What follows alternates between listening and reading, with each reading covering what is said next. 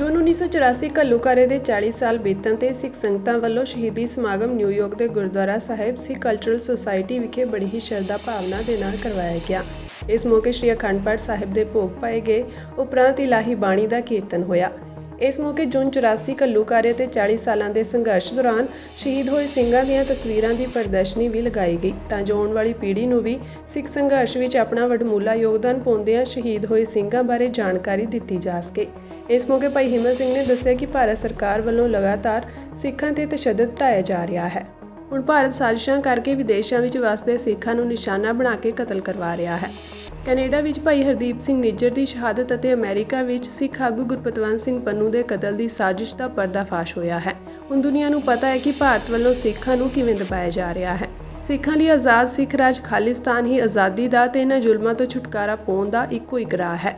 ਸੋ ਅੱਜ ਆਪ ਜੀ ਜਿਵੇਂ ਜਾਣਦੇ ਹੋ ਜੂਨ 1984 ਜੋ ਭਾਰਤੀ ਹਕੂਮਤ ਨੇ ਅਕਾਲ ਤਖਤ ਸਾਹਿਬ ਤੇ ਦਰਬਾਰ ਸਾਹਿਬ ਤੇ 33 ਤੋਂ ਵੱਧ ਗੁਰਧਾਮ ਜੋ ਭਾਰਤ ਦੀਆਂ ਦੂਜੀਆਂ ਸਟੇਟਾਂ ਵਿੱਚ ਸਥਿਤ ਹਨ ਇਤਿਹਾਸਕ ਗੁਰਦੁਆਰੇ ਸਾਹਿਬਾਨਾਂ ਤੇ ਅਟੈਕ ਕੀਤਾ।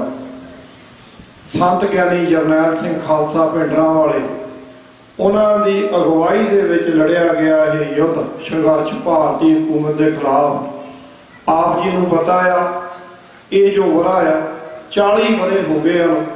ਜੂਨ 1984 ਦਾ ਜੋ ਘੱਲੂਘਾਰਾ ਅਸੀਂ ਮਨਾਉਂਦੇ ਆ ਰਹੇ ਹਾਂ। ਸੋ ਸਾਧ ਸੰਗਤ ਜੀ ਇਹ 40 ਵਰਿਆਂ ਦੇ ਵਿੱਚ ਮੰਥਨ ਕਰਨਾ ਆ ਕਿ ਅਸੀਂ ਕੀ ਖੱਟਿਆ ਤੇ ਕੀ ਕਮਾਇਆ। ਉਹਨਾਂ ਯੋਧਿਆਂ ਨੇ ਜੋ ਸੰਤ ਗਿਆਨੀ ਜਰਨੈਲ ਸਿੰਘ ਖਾਲਸਾ ਭਿੰਡਰਾਂਵਾਲਿਆਂ ਨੇ ਵਚਨ ਕਹੇ ਸੀ ਕਿ ਜਿਸ ਦਿਨ ਭਾਰਤੀ ਹਕੂਮਤ ਦੇ ਨਾਪਾਕ ਕਦਮ ਜਿਹੜੇ ਆ ਦਰਬਾਰ ਸਾਹਿਬ ਪ੍ਰਕਰਮਾਂ ਦੇ ਵਿੱਚ ਪਏ ਉਸੇ ਦਿਨ ਖਾਲਿਸਤਾਨ ਦੀ ਨੀਂਹ ਰੱਖੀ ਜਾਣੀ ਆ। ਖਾਲਿਸਤਾਨ ਦੀ ਨੀਂਹ ਰੱਖੀ ਗਈ ਆ। ਸੋ ਦੇਸ਼ ਵਿਦੇਸ਼ ਡਾਇਸਪੋਰਾ ਦੇ ਵਿੱਚ ਸਿੱਖ ਨੌਜਵਾਨ ਸੰਘਰਸ਼ ਚਲਾ ਰਹੇ ਆ, ਮੁਹਿੰਮ ਚਲਾ ਰਹੇ ਆ ਖਾਲਿਸਤਾਨ ਦੀ। ਸੋ ਸਾਧ ਸੰਗਤ ਜੀ ਆਪਣਾ ਬਣਦਾ ਯੋਗਦਾਨ ਅਸੀਂ ਕਿਵੇਂ ਪਾਉਣਾ ਆ। ਇੱਕ ਤਾਂ ਮੈਂ ਬੇਨਤੀ ਕਰਾਂਗਾ ਥੱਲੇ ਲੰਗਰ ਹਾਲ ਦੇ ਨਾਲ ਦੇ ਵੱਡੇ ਕਮਰੇ ਦੇ ਵਿੱਚ ਐਗਜੀਬਿਸ਼ਨ ਜਿਹੜੀ ਪ੍ਰਦਰਸ਼ਨੀ ਉਹਨਾਂ ਮਰਜੀਵੜਿਆਂ ਦੇ ਦਰਸ਼ਨ ਜ਼ਰੂਰ ਕਰੋ। ਉਹ ਰੱਬੀ ਰੂਹਾਂ ਜਿਨ੍ਹਾਂ ਨੇ ਹਥਿਆਰਾਂ ਦੇ ਨਾਲ ਨਹੀਂ, ਉਹਨਾਂ ਦੇ ਹੌਸਲੇ ਬੜੇ ਬੁਲੰਦ ਸੀ। ਉਹਨਾਂ ਨੇ ਗੁਰੂ ਦੇ ਥਾਪੜੇ ਲੈ ਕੇ ਸੰਤ ਗਿਆਨੀ ਜਰਨੈਲ ਸਿੰਘ ਖਾਲਸਾ ਦੇ ਅਗਵਾਈ ਦੇ ਵਿੱਚ ਸੰਘਰਸ਼ ਲੜਿਆ। ਉਹਨਾਂ ਦੇ ਦਰਸ਼ਨ ਕਰੋ, ਉਹਨਾਂ ਦੇ ਨਾਮ ਪੜ੍ਹੋ। ਤੇ ਬਾਹਰ ਲੌਬੀ ਦੇ ਵਿੱਚ ਵੀ ਪ੍ਰਦਰਸ਼ਨੀ ਲੱਗੀ ਹੋਈ ਆ। ਡਾਇਸਪੋਰਾ ਦੇ ਵਿੱਚ ਹਰ ਇੱਕ ਗੁਰਦੁਆਰੇ ਸਾਹਿਬਾਨ ਪ੍ਰਬੰਧ ਕੀਤੇ ਜਾ ਰਹੇ ਹਨ। ਪਿਛਲੇ ਦਿਨੀ ਅਸੀਂ ਵੀ ਟਾਈਮ ਸਕੁਏਅਰ ਦੇ ਉੱਤੇ ਅਮਰੀਕਨ ਨੂੰ ਦੱਸਿਆ, ਪੈਂਪਲੇਟ ਵੰਡੇ ਗਏ ਤੇ ਉੱਥੇ ਪ੍ਰਦਰਸ਼ਨੀ ਲਾਈ ਗਈ। ਮੇਰੀ ਬੇਨਤੀ ਆ ਜਿਵੇਂ ਕਿ ਆਪ ਜੀ ਨੂੰ ਪਤਾ ਆ ਕਲਗੀਧਰ ਪਾਤਸ਼ਾਹ ਜੀ ਦੇ ਵੇਲੇ ਇਤਿਹਾਸ ਪੜ੍ਹ ਲਓ। 14 ਜੰਗਾਂ ਜਿਹੜੀਆਂ ਹਿੰਦੂ 22 ਧਾਰ ਦੇ ਹਿੰਦੂ ਰਾਜੇ ਪਹਾੜੀ ਰਾਜਿਆਂ ਦੇ ਖਿਲਾਫ ਮੁਗਲੀਆ ਸਲਤਨਤ ਦੇ ਖਿਲਾਫ ਗੁਰੂ ਸਾਹਿਬ ਨੇ ਲੜੀਆਂ। ਤੇ ਜਿਹੜੇ ਪੰਜਾਬ ਨਿਵਾਸੀ ਜਾਂ ਸਿੱਖ ਜਗਤ ਸਾਡਾ ਨੇ ਜਿਹੜਾ ਹੋਮਲੈਂਡ ਪੰਜਾਬ, ਸਾਨੂੰ ਇਸ ਗੱਲ ਦਾ ਜ਼ਰੂਰ ਮੰਥਨ ਕਰਨਾ ਚਾਹੀਦਾ ਆ ਕਿ ਜੋ ਪੰਜਾਬ ਆ ਸਾਡੇ ਗੁਰੂਆਂ ਤੋਂ ਲੈ ਕੇ ਜਿੱਥੇ ਮੁਗਲੀਆ ਸਲਤਨਤ ਦੀ ਜੜ ਪੱਟੀ ਆ, ਛੋਟੇ ਸਾਹਿਬਜ਼ਾਦੇ ਵੱਡੇ ਸਾਹਿਬਜ਼ਾਦੇ ਤੇ ਮੁਕਤਸਰ ਦੀ ਜੰਗ ਦੇਖ ਲਓ ਜਾਂ ਜਿੰਨੀਆਂ ਵੀ ਜੰਗਾਂ, ਚਮਕੌਰ ਸਾਹਿਬ ਦੀ ਜੰਗ, ਫਤਿਹਗੜ੍ਹ ਸਾਹਿਬ ਦਾ ਜਿਹੜਾ ਆ ਉਹ ਦੇਖੋ ਬਾਬਾ ਬੰਦਾ ਸਿੰਘ ਬਹਾਦਰ ਨੇ ਇੱਟ ਨਾਲ ਇੱਟ ਖੜਕਾ ਦਿੱਤੀ। ਉਸ ਤੋਂ ਬਾਅਦ ਸਿਕੰਦਰ ਦੀ ਗੱਲ ਚੱਲਦੀ ਆ। ਸਿਕੰਦਰ ਕਹਿੰਦਾ ਸੀ ਮੈਂ ਹਿੰਦੁਸਤਾਨ ਸਾਰਾ ਜਿੱਤ ਲਿਆ। ਪੰਜਾਬ ਦੇ ਵਿੱਚ ਉਹਨੂੰ ਚੈਲੰਜ ਕੀਤਾ ਗਿਆ, ਪੰਜਾਬੀਆਂ ਨੇ ਚੈਲੰਜ ਕੀਤਾ। ਉਸ ਤੋਂ ਬਾਅਦ ਸਾਧ ਸੰਗਤ ਜੀ ਅੰਗਰੇਜ਼ ਰਾਜ ਆਇਆ। ਅੰਗਰੇਜ਼ ਰਾਜ ਦੇ ਵਿੱਚ ਵੀ ਬਹੁਤ ਘੱਟ ਗੁਲਾਮੀ ਜਿਹੜੀ ਆ ਉਹ ਪੰਜਾਬ ਨੇ ਸਹੀ ਤੇ ਅੰਗਰੇਜ਼ ਰਾਜ ਦੀ ਜੜ ਵੀ ਜੇ ਪੱਟੀ ਆ ਉਹ ਪੰਜਾਬੀਆਂ ਨੇ ਪੱਟੀ ਆ। ਕਿਉਂਕਿ ਸਾਡਾ ਜਿਹੜਾ ਸਿੱਖ ਇਤਿਹਾਸ, ਸਾਡੇ ਗੁਰੂ ਸਾਹਿਬਾਨਾਂ ਦਾ ਇਤਿਹਾਸ, ਉਸ ਇਤਿਹਾਸ ਤੋਂ ਸੇਧ ਲੈਂਦਾ ਹੋਇਆ ਜਿਹੜੇ ਪੰਜਾਬ ਨਿਵਾਸੀ ਆ ਅਸੀਂ ਕਦੇ ਗੁਲਾਮੀ ਕਬੂਲਿਓ ਨਹੀਂ ਆ। ਤੇ ਜਦੋਂ ਅੰਗਰੇਜ਼ ਰਾਜ ਤੋਂ ਬਾਅਦ ਇਹ ਕਹਿੰਦੇ ਕਿ ਭਾਰਤ ਆਜ਼ਾਦ ਹੋ ਗਿਆ, ਭਾਰਤ ਅਸੀਂ ਸਿੱਖ ਗੁਲਾਮ ਹੋ ਗਏ, ਸਾਡੇ ਪੰਜਾਬ ਦੇ ਦੋ ਟੋਟਿਆਂ ਦੇ ਵਿੱਚ ਵੰਡ ਦਿੱਤਾ ਗਿਆ। ਪਰ ਉਸ ਤੋਂ ਬਾਅਦ ਜਦੋਂ ਹਿੰਦੂ ਰਾਜ ਆਇਆ ਜਿਹੜਾ ਅੱਜ, ਉਸ ਤੋਂ ਬਾਅਦ ਇੰਦਰਾ ਗਾਂਧੀ ਦੇ ਸਮੇਂ ਦੇ ਵਿੱਚ ਉਹਨੇ 18 ਸਟੇਟਾਂ ਦੇ ਰਾਜ ਕੀਤਾ ਭਾਰਤ ਦੀਆਂ ਤੇ। ਪਰ ਕਦੇ ਵੀ ਜਿਹੜਾ ਪੰਜਾਬ ਦੇ ਵਿੱਚ ਪੰਜਾਬੀਆਂ ਨੇ ਕਦੇ ਗੁਲਾਮੀ ਨਹੀਂ ਕਬੂਲੀ। ਉਸੇ ਰਾਜ ਦੇ ਵਿੱਚ ਜਿਹੜਾ ਅਕਾਲ ਤਖਤ ਸਾਹਿਬ ਤੇ ਦਰਬਾਰ ਸਾਹਿਬ ਤੇ ਅਟੈਕ ਕੀਤਾ ਗਿਆ, ਸਾਡੇ ਨੌਜਵਾਨਾਂ ਦੇ ਝੂਠੇ ਪੁਲਿਸ ਮੁਕਾਬਲੇ ਬਣਾਏ ਗਏ, ਪਰ ਪੰਜਾਬੀਆਂ ਨੇ ਉਸ ਜਿਹੜੀ ਡੈਣ ਸੀ ਪਾਪਣ ਜਿਹਨੇ ਅਟੈਕ ਕਰਵਾਇਆ ਉਸ ਨੂੰ ਵੀ ਜਵਾਬ ਦਿੱਤਾ ਗਿਆ। ਸ਼ਹੀਦ ਬੈਂਤ ਸਿੰਘ, ਸਤਵੰਤ ਸਿੰਘ, ਕੇਰ ਸਿੰਘ ਜੀ ਉਹਨਾਂ ਨੇ। ਤੇ ਉਸ ਤੋਂ ਬਾਅਦ ਹੁਣ ਮੋਦੀ ਦੀ ਸਰਕਾਰ ਚੱਲ ਰਹੀ ਆ। ਮੋਦੀ ਨੇ ਵੀ 18-19 ਸਟੇਟਾਂ ਦੇ ਵਿੱਚ ਰਾਜ ਕੀਤਾ, ਪਰ ਮੋਦੀ ਜਿਹੜੀ ਬੀਜੇਪੀ ਦੀ ਗੌਰਮੈਂਟ ਆ, ਪੰਜਾਬ ਨਿਵਾਸੀਆਂ ਨੇ, ਪੰਜਾਬੀਆਂ ਨੇ ਉਹਨੂੰ ਵੀ ਜਵਾਬ ਦਿੱਤਾ। ਉਸ ਹੁਣ ਦੀ ਇਲੈਕਸ਼ਨ ਦੇ ਵਿੱਚ ਵੀ ਪੰਜਾਬੀਆਂ ਨੇ ਬੀਜੇਪੀ ਨੂੰ ਜਿਹੜਾ ਜਵਾਬ ਦਿੱਤਾ ਆ। ਪਰ ਉਸ ਦੇ ਵਿੱਚ ਸਾਧ ਸੰਗਤ ਜੀ, ਜਦੋਂ ਪਿਛਲੀ ਟਰਮ ਦੇ ਵਿੱਚ ਕਿਸਾਨੀ ਸੰਘਰਸ਼ ਚੱਲਿਆ, ਉਸ ਸੰਘਰਸ਼ ਦੇ ਵਿੱਚ ਵੀ ਕਿੰਨੇ ਹੀ ਉਹਨੇ ਜਿਹੜੇ ਆ ਭਾਰਤ ਦੇ ਵਿੱਚ ਜਦੋਂ ਦਾ ਮੋਦੀ ਦਾ ਰਾਜ ਆਇਆ, ਅਲੱਗ-ਅਲੱਗ ਬਿੱਲ, ਚਾਹੇ ਉਹ 370 ਦੀ ਗੱਲ ਕਰ ਲਓ, ਸਿਟੀਜ਼ਨ ਅਮੈਂਡਮੈਂਟ ਬਿੱਲ ਦੀ ਗੱਲ ਕਰ ਲਓ, ਪਰ ਜਦੋਂ ਕਿਸਾਨੀ ਸੰਘਰਸ਼ ਚੱਲਿਆ ਤਾਂ ਉਸ ਦਾ ਰੱਥ ਵੀ ਪੰਜਾਬੀਆਂ ਨੇ ਰੋਕਿਆ। ਉਹਨੂੰ ਚੈਲੰਜ ਕੀਤਾ ਵੀ ਪੰਜਾਬ ਤੁਹਾਡੇ ਹਿੰਦੂ ਰਾਸ਼ਟਰ ਦੀ, ਦਿੱਲੀ ਹਕੂਮਤ ਦੀ ਕਦੇ ਵੀ ਗੁਲਾਮੀ ਨਹੀਂ ਕਬੂਲੇਗਾ, ਤੇ ਉਸ ਨੂੰ ਵੀ ਰੋਕਿਆ ਗਿਆ। ਤਾਂ ਫਿਰ ਸਾਧ ਸੰਗਤ ਜੀ, ਜਦੋਂ ਕਿਸਾਨੀ ਸੰਘਰਸ਼ ਦੇ ਵਿੱਚ ਵੀ ਉਹਨੂੰ ਭਜਾਇਆ, ਤੇ ਅੱਜ ਅਸੀਂ ਗੱਲ ਕਰਦੇ ਸੰਤ ਗਿਆਨੀ ਜਰਨੈਲ ਸਿੰਘ ਖਾਲਸਾ ਭਿੰਡਰਾਂ ਵਾਲਿਆਂ ਦੀ ਅਗਵਾਈ ਦੇ ਵਿੱਚ ਜੋ ਜੂਨ 1984 ਦਾ ਘੱਲੂਘਾਰਾ ਦਿਹਾੜਾ ਅਸੀਂ ਸਿੱਖ ਕਲਚ ਸੋਸਾਇਟੀ ਗੁਰਦੁਆਰਾ ਸਾਹਿਬ ਵਿੱਚ ਮਨਾ ਰਹੇ ਹਾਂ। ਸਾਡਾ ਕੀ ਫਰਜ਼ ਬਣਦਾ? ਦੇਸ਼ ਵਿਦੇਸ਼ ਦੇ ਵਿੱਚ ਕੰਪੇਨ ਚੱਲਦੀ ਪਈ ਆ। ਪੰਜਾਬ ਦੀ ਧਰਤੀ ਤੇ ਸਿੱਖ ਨੌਜਵਾਨ ਜੋ ਪੰਜਾਬ ਖਾਲਿਸਤਾਨ ਦੀ ਗੱਲ ਮੁਹਿੰਮ ਚਲਾ ਰਹੇ ਆ, ਅਸੀਂ ਉਹਨਾਂ ਦੇ ਨਾਲ ਮੋਢੇ ਦੇ ਨਾਲ ਮੋਢਾ ਜੋੜ ਕੇ ਖੜੇ ਆ। ਉਹਨਾਂ ਨੂੰ ਸਲੂਟ ਆ ਕਿ ਪੰਜਾਬ ਦੀ ਧਰਤੀ ਤੇ ਉਹ ਮੁਹਿੰਮ ਚਲਾ ਰਹੇ, ਪਰ ਵਿਦੇਸ਼ਾਂ ਦੇ ਵਿੱਚ ਵੀ ਬਰਾਬਰ ਇਹ ਸੰਘਰਸ਼ ਚਲਾਇਆ ਜਾ ਰਿਹਾ ਆ। ਪਰ ਭਾਰਤੀ ਹਕੂਮਤ ਨੇ ਕੀਤਾ ਕਿ ਉਹਨਾਂ ਨੇ ਪਿਛਲੇ ਦਿਨਾਂ ਦੇ ਵਿੱਚ ਪੰਜਾਬ ਦੀ ਧਰਤੀ ਤੋਂ ਜਿਹੜੀਆਂ ਸੈਂਟਰ ਤੋਂ ਸਾਜ਼ਿਸ਼ਾਂ ਰਚੀਆਂ ਗਈਆਂ, ਵਿਦੇਸ਼ਾਂ ਦੇ ਵਿੱਚ ਸਿੱਖ ਨੌਜਵਾਨਾਂ ਦੀਆਂ ਜਿਹੜੀਆਂ ਪਲੈਨਿੰਗਾਂ, ਉਹਨਾਂ ਦੀਆਂ ਕਿਲਕ ਦੀਆਂ ਐਕਟੀਵਿਸਟੀਆਂ ਰੱਖੀਆਂ ਗਈਆਂ। ਤਾਂ ਇਸ ਕੰਟਰੀ ਦੇ ਵਿੱਚ ਵੀ ਤਰਨਜੀਤ ਸੰਧੂ ਸੀ, ਉਹ ਹੁਣ ਇਲੈਕਸ਼ਨ ਵੀ ਲੜਿਆ, ਉਹਨੂੰ ਮੂੰਹ ਦੀ ਖਾਣੀ ਪਈ, ਪੰਜਾਬ ਨਿਵਾਸੀਆਂ ਨੇ ਉਹਨੂੰ ਹਰਾਇਆ।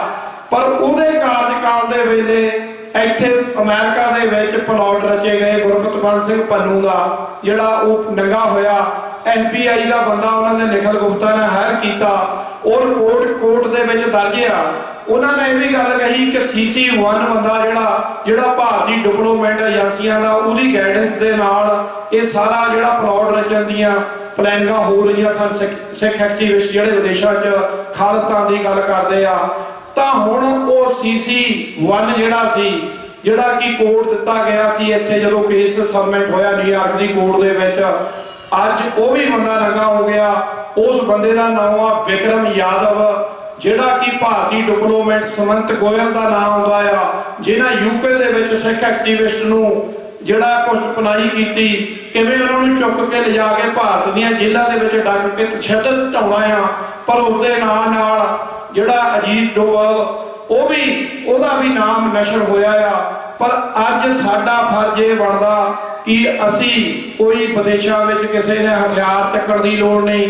ਸਾਡੇ ਨੌਜਵਾਨ, ਸਾਡੇ ਜਿਹੜੇ ਵਿਦੇਸ਼ਾਂ ਦੇ ਵਿੱਚ ਐਕਟੀਵਿਸਟ ਆ, ਕਿਸੇ ਵੀ ਬ੍ਰਾਹਮਣਵਾਦੀ ਹਕੂਮਤ ਦੇ ਨੁਮਾਇੰਦੇ ਨੂੰ ਟੇਬਲ ਟਾਕ ਤੇ ਵੀ ਹਰਾ ਸਕਦੇ ਆ। ਪਰ ਉਹਨਾਂ ਦੀਆਂ ਜਿਹੜੀਆਂ ਝੂਠੀਆਂ ਮਖੌਟਾਂ ਆ, ਝੂਠੀਆਂ ਪਾਲਿਸੀਆਂ ਆ, ਉਹਨਾਂ ਨੂੰ ਨੰਗਾ ਕਰਨ ਵਾਸਤੇ ਉਹ ਦੇਸ਼ ਵਿਦੇਸ਼ ਦੇ ਵਿੱਚ ਸੰਘਰਸ਼ ਚੱਲਦਾ। ਤੁਸੀਂ ਉਹਦੇ ਵਿੱਚ ਜ਼ਰੂਰ ਸਾਡੀ ਨੌਜਵਾਨੀ ਨੂੰ, ਸਾਡੇ ਸਿੱਖ ਬੱਚਿਆਂ ਨੂੰ, ਜਿਨ੍ਹਾਂ ਦੇ ਕੋਲ ਇਸ ਕੰਟਰੀ ਦੀ ਐਜੂਕੇਸ਼ਨ ਆ, ਇਤਿਹਾਸ ਪੜ੍ਹੋ, ਐਗਜੀਬਿਸ਼ਨ ਲੱਗੀਆਂ ਪੜ੍ਹੋ, ਸਾਡੇ ਨਾਲ ਕੀ ਵਾਪਰਿਆ, ਕਿਹਨਾਂ ਦੀਆਂ ਸਾਜ਼ਿਸ਼ਾਂ ਸੀਗੀਆਂ।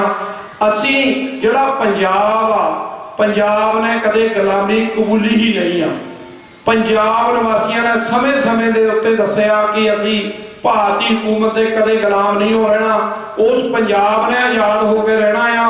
ਪੰਜਾਬ ਨੂੰ ਆਜ਼ਾਦ ਕਰਾਉਣ ਦੇ ਵਿੱਚ ਸਾਡਾ ਸਾਰਿਆਂ ਦਾ ਯੋਗਦਾਨ ਹੋਣਾ ਚਾਹੀਦਾ, ਕਿਉਂਕਿ ਸੰਤ ਗਿਆਨੀ ਜਰਨੈਲ ਸਿੰਘ ਉਹਨਾਂ ਨੇ ਗੱਲ ਕਹੀ ਸੀ, ਸੰਘਰਸ਼ ਜਿਹੜਾ ਆ ਉਹ ਖਾਲਿਸਤਾਨ ਦੀ ਨੀਂਹ ਰੱਖੀ ਗਈ ਆ, ਉਸ ਨੀਂਹ ਦੇ ਉੱਤੇ ਆਪਾਂ ਨੇ ਉਹਨੂੰ ਬਿਲਡ ਕਰਨਾ ਆ, ਉਹਦੇ ਉੱਤੇ ਕੰਮ ਕਰਨਾ, ਕਿਉਂਕਿ 29 ਅਪ੍ਰੈਲ 1986 ਖਾਲਿਸਤਾਨ ਐਲਾਨਨਾਮਾ ਜਿਹੜਾ ਸੀ ਉਹਦੇ ਵਿੱਚ ਵੀ ਇਹ ਪ੍ਰਣ ਕੀਤੇ ਗਏ, ਉੱਥੋਂ ਵੀ ਐਲਾਨ ਹੋ ਚੁੱਕਿਆ ਆ। ਜੇ ਅਮਰੀਕਾ ਦਾ ਵੀ ਅਸੀਂ ਪੜ੍ਹਦੇ ਆ, ਅਸੀਂ 4 ਜੁਲਾਈ ਇੰਡੀਪੈਂਡੈਂਸ ਡੇ ਮਨਾਉਂਦੇ ਆ, ਸੋ ਆਜ਼ਾਦ ਬਾਅਦ ਵਿੱਚ ਹੋਇਆ, ਪਰ ਇਸ ਗੱਲ ਦਾ ਐਲਾਨ ਫਿਲਾਡੈਲਫੀਆ ਕਿਸੇ ਵੇਲੇ ਅਮਰੀਕਾ ਦੀ ਰਾਜਧਾਨੀ ਹੁੰਦਾ ਸੀ, ਉਸ ਜਗ੍ਹਾ ਦੇ ਉੱਤੋਂ ਤਾਂ ਇਹ ਐਲਾਨ ਹੋ ਚੁੱਕਿਆ ਸੀ ਕਿ ਅਸੀਂ ਹੁਣ ਜਿਹੜਾ ਆ ਉਹ ਬ੍ਰਿਟਿਸ਼ ਦੇ ਗੁਲਾਮ ਨਹੀਂ ਰਹਿਣਾ। ਆਜ਼ਾਦੀ ਬਾਅਦ ਵਿੱਚ ਮਿਲੀ ਆ, ਪਰ ਉਹ ਦਿਨ ਪੱਕਾ ਹੋ ਗਿਆ। ਐਲਾਨ 29 ਅਪ੍ਰੈਲ 1986 ਖਾਲਿਸਤਾਨ ਐਲਾਨਨਾਮਾ ਹੋ ਚੁੱਕਿਆ ਆ, ਪਰ ਉਹਦੇ ਉੱਤੇ ਕੌਮ ਨੂੰ ਇਕਜੁੱਟਤਾ ਦੇ ਨਾਲ ਸਾਨੂੰ ਪਹਿਰਾ ਦੇਣ ਦੀ ਲੋੜ ਆ। ਇਹ ਮੇਰੀਆਂ ਬੇਨਤੀਆਂ ਆ, ਇਹਦੇ ਉੱਤੇ ਆਪਾਂ ਕੰਮ ਕਰੀਏ। ਤਾਂ ਪਿਛਲੇ ਜੋ ਜਿੰਨੇ ਵੀ ਇਹ ਪਲਾਟ ਰਚੇ ਜਾ ਰਹੇ ਹਨ ਸਾਡੇ ਗੁਰਦੁਆਰਿਆਂ ਦੇ ਵਿੱਚ ਹੋ ਕੀ ਰਿਹਾ ਆ, ਅੱਜ ਉਹਨਾਂ ਨੇ ਪਤਾ ਨਹੀਂ ਕਿੰਨੇ ਏਜੰਟ ਜਿਹੜੇ ਆ ਉਹ ਭੇਜ ਦਿੱਤੇ ਆ, ਸੈਟਲ ਕਰ ਦਿੱਤੇ ਆ, ਤੁਹਾਡੇ ਵਿੱਚ ਬੈਠ ਕੇ ਤੁਹਾਡੀ ਰੈਕੀ ਕਰਦੇ ਆ, ਕੁਛ ਸੁਣਾਈ ਕਰਦੇ ਆ। ਤੇ ਹੁਣ FBI ਨੇ ਅਮਰੀਕਾ ਦੀ ਨੇ ਕਿਹਾ ਆ, ਉਹਨਾਂ ਨੇ ਕਿਹਾ ਕਿ ਭਾਈ ਜੇ ਤੁਹਾਡੀ ਕੋਈ ਤੁਹਾਨੂੰ ਵਾਚ ਕਰਦਾ, ਤੁਹਾਡੀ ਰੈਕੀ ਕਰਦਾ ਜਾਂ ਤੁਹਾਨੂੰ ਡਰਾਉਂਦਾ, ਤੁਹਾਡੀਆਂ ਜ਼ਮੀਨਾਂ ਦੀ ਜਿਹੜੀ ਆ ਉਹ ਪਿੱਛੇ ਜ਼ਬਤ ਕਰਨ ਦੀ ਗੱਲ ਕਰਦਾ, ਤਾਂ ਉਹ ਤੁਸੀਂ ਜ਼ਰੂਰ ਦੱਸੋ। ਉਹਨਾਂ ਦੀਆਂ ਵੈਬਸਾਈਟਾਂ ਤੋਂ ਉਹਨਾਂ ਦੇ ਜਿਹੜੇ FBI ਦੇ ਨੁਮਾਇੰਦੇ ਆ, ਉਹਨਾਂ ਦੀਆਂ ਪਿਛਲੇ ਦਿਨਾਂ ਦੇ ਵਿੱਚ ਸੋਸ਼ਲ ਮੀਡੀਆ ਤੇ ਵਾਇਰਲ ਹੋਈਆਂ, ਬਿਲਕੁਲ ਵੀ ਘਬਰਾਉਣ ਦੀ ਲੋੜ ਨਹੀਂ। ਪਰ ਗੁਰਦੁਆਰਿਆਂ ਦੇ ਵਿੱਚ ਮੈਂ ਇੱਕ ਮੈਂਸ਼ਨ ਜ਼ਰੂਰ ਕਰੂੰਗਾ। ਕਈ ਵਾਰੀ ਦੇਖੋ ਸਾਰੀਆਂ ਸੰਗਤਾਂ ਨੂੰ, ਭੈਣ ਭਰਾਵਾਂ ਨੂੰ ਗੁਰਦੁਆਰੇ ਬਾਬੇ ਨਾਨਕ ਦਾ ਦਰ ਚਾਰੇ ਵਰਨਾਂ ਨੂੰ ਉਪਦੇਸ਼ ਸਾਂਝਾ ਜਿਵੇਂ ਆਪਾਂ ਪੜ੍ਹਦੇ ਸੁਣਦੇ ਹਾਂ, ਦਰਬਾਰ ਸਾਹਿਬ ਦੇ 4 ਮੁੱਖ ਦੁਆਰ ਹਨ, ਪਰ ਕਈ ਵਾਰੀ ਸਾਜ਼ਿਸ਼ਾਂ ਜਿਹੜੀਆਂ ਹੁੰਦੀਆਂ ਕਿ ਤੁਹਾਨੂੰ ਗੁਰਦੁਆਰੇ ਦੇ ਵਿੱਚ ਕਈ ਬੰਦੇ ਏਦਾਂ ਦੇ ਆ ਜਾਂਦੇ ਆ, ਅਸੀਂ ਪਿਛਲੇ ਦਿਨਾਂ ਦੇ ਵਿੱਚ ਨੋਟ ਕੀਤਾ ਕਿ ਲੰਗਰਾਂ ਦੇ ਵਿੱਚ ਵੜ ਕੇ ਸੇਵਾ ਕਰਨ ਲੱਗ ਜਾਂਦੇ ਆ। ਤੁਹਾਡਾ ਮਨ ਕਿਵੇਂ ਜਿੱਤਣਾ? ਤੇ ਜੇ ਕੋਈ ਸਾਡਾ ਭੈਣ ਭਰਾ ਕਹਿ ਵੀ ਦਿੰਦਾ ਵੀ ਭਾਈ ਇਹ ਬੰਦੇ ਨੂੰ ਥੋੜਾ ਵਾਚ ਕਰੋ, ਕੌਣ ਆ, ਕਿੱਥੋਂ ਆਇਆ, ਤੇ ਫਿਰ ਸੰਗਤਾਂ ਦੇ ਵਿੱਚੋਂ ਹੀ ਸਾਡੇ ਭਰਾ ਕਈ ਵਾਰੀ ਨਾਰਾਜ਼ ਹੋ ਜਾਂਦੇ ਵੀ ਨਹੀਂ ਇਹ ਤਾਂ ਸੇਵਾ ਹੀ ਬਹੁਤ ਕਰਦਾ ਭਾਈ, ਤਾਂ ਤੁਸੀਂ ਇਹਨੂੰ ਕਿਉਂ ਰੋਕਦੇ ਟੋਕਦੇ ਹੋ?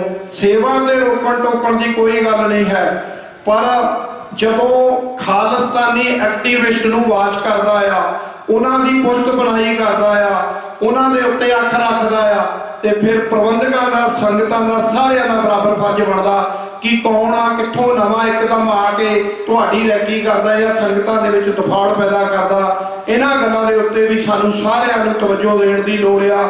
ਇਹ ਬਹੁਤ ਗੁਰਦੁਆਰਿਆਂ ਦੇ ਪਿਛਲੇ ਕੁਝ ਸਮਿਆਂ ਤੋਂ ਬਾਅਦ, ਜਿਵੇਂ ਹੁਣ ਕੈਨੇਡਾ ਦੇ ਵਿੱਚ ਜਿਹੜੇ ਫੜੇ ਗਏ ਆ ਬੰਦੇ, ਉਹ ਤੁਹਾਡੀਆਂ ਸੰਗਤਾਂ ਦੇ ਵਿੱਚ ਵਿਚਰ ਕੇ ਭਾਈ ਹਰਦੀਪ ਸਿੰਘ ਨਿੱਜਰ ਉਹਨਾਂ ਦੀ ਜਿਹੜੀ ਉਹਨਾਂ ਨੂੰ ਸ਼ਹੀਦ ਕੀਤਾ ਗਿਆ, ਇਸੇ ਤਰ੍ਹਾਂ ਉਹਨਾਂ ਨੇ ਰੈਕੀ ਕੀਤੀ। ਕਦੋਂ ਗੁਰਦੁਆਰਾ ਸਾਹਿਬ ਤੋਂ ਬਾਹਰ ਨਿਕਲਿਆ, ਉਹ ਪਾਰਕਿੰਗ ਲਾਈਨ ਹਦੂਦ ਦੇ ਵਿੱਚ ਹੀ ਗੋਲੀਆਂ ਮਾਰ ਕੇ ਭਾਈ ਸਾਹਿਬ ਉਹਨਾਂ ਨੂੰ ਸ਼ਹੀਦ ਕਰ ਦਿੱਤਾ ਗਿਆ। ਇਸ ਚੀਜ਼ ਦੇ ਉੱਤੇ ਤੁਸੀਂ ਜ਼ਰੂਰ ਸੰਗਤਾਂ ਦੇ ਵਿੱਚ ਵਿਚਰਦਿਆਂ ਹੋਇਆਂ, ਤੁਸੀਂ ਲੰਗਰਾਂ ਦੇ ਵਿੱਚ ਸੇਵਾ ਕਰਦੇ ਹੋ, ਸੰਗਤਾਂ ਦੇ ਵਿੱਚ ਵਿਚਰਦੇ ਹੋ, ਕੋਈ ਨਵਾਂ ਬੰਦਾ ਉਹਦਾ ਕੀ ਸੁਭਾਅ ਕਿੱਥੋਂ ਆਇਆ, ਇਹਦੇ ਉੱਤੇ ਤੁਸੀਂ ਆਪਸ ਵਿੱਚ ਜ਼ਰੂਰ ਤਾਲਮੇਲ ਸਾਨੂੰ ਸੰਗਤ ਨੂੰ ਰੱਖਣ ਦੀ ਲੋੜ ਆ।